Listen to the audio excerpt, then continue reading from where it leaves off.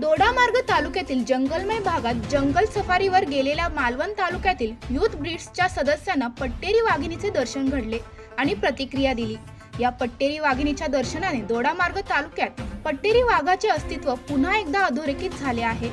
मालवण येथील दर्शन वेंगुर्लेकर, स्वप्नील गोसावी, संजय परुळेकर, अक्षय रेवंडकर हे सर्व दोडामार्ग तालुक्यात जंगल सफारीवर गेले असता रात्रीच्या वेळी वाहनाच्या उजेडात उडी मारून बाजूच्या झाडीत जाऊन थांबली। आमच्या गाडीपासून 10-15 फुटावर जवळ पाहिलं तर वाघीण होती। वाघीण देखणी, लोबसवाणी, अंगावर पांढरे काळे पिवळे पट्टे असलेली गुबगुबीत वाघीण शांतपणे आमच्या वाहनाकडे बघत होती। त्याच वेळी व्हिडिओ फोटोशूट केले आणि काही वेळाने जंगलात निघून गेली। मालवणच्या 4 युवकांना दोडामार्गाच्या जंगलात एकदाच वाघीण दिसली।